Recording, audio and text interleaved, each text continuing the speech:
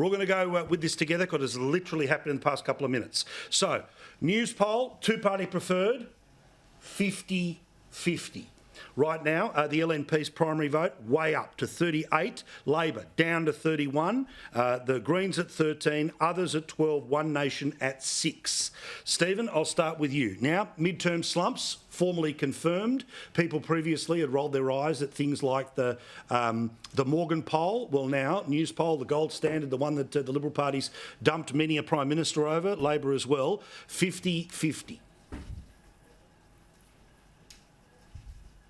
Well, I'm sure that'll give the caucus, a reason to pause. So I would expect that they would all want to mark down the last few months as pretty average and be looking forward to getting through this week of Parliament, hopefully only this week of Parliament for their sakes. I know what it's like to have to sit an extra week into December or so.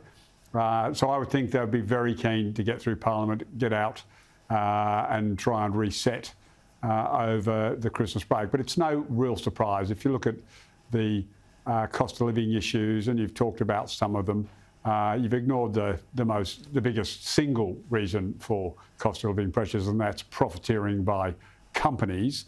That doesn't get a Guernsey in any of your discussion, Paul, just like Michelle Bullock can't utter the words, company-driven inflation. She has to blame going to the dentist and going to the Because I remember hairdresser. you said that all the way through the 2022 Michelle, election. I've actually put my haircut back 3 days. Yeah, I'm with you on the Reserve Bank Governor comment. That particular comment was dumb, but you only get to play that card once, and it was played effectively on the previous one. I've put my haircut off 3 days because she's urged me to not go to the hairdresser as often. All right, so I'm following her orders. All right, Michael, let's save him. Well, I told you last week. You told us this. I told again. you last week. In the wind, you had a little feeling here. Things were getting worse. Yeah, things were getting worse for him. Look, the problem is the electorate are not going to forgive this bloke for wasting $500 million trying to sell to them a proposition involving constitutional change that he hadn't even read. And this is the guts of what the problem is. Albanese has been on another planet, often in another country, over the last 6 to 12 months, and he is totally disconnected from the struggles of day-to-day Australians. And if his junior ministers think they're going to recover their standing by attacking Peter Dutton on national security issues, I mean, bring it on.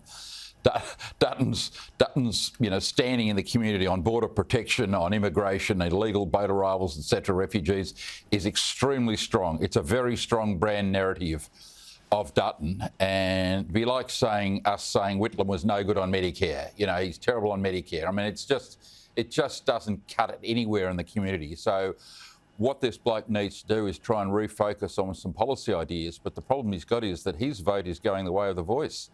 It's just going worse and worse. He's certainly going to lose his majority at the next election. There is no doubt about that whatsoever. And I said last week, much to the criticism I got from Stephen, Dutton's got a reasonably good chance of becoming Prime Minister. They'll both get in the low 70s if you add Green to Labor.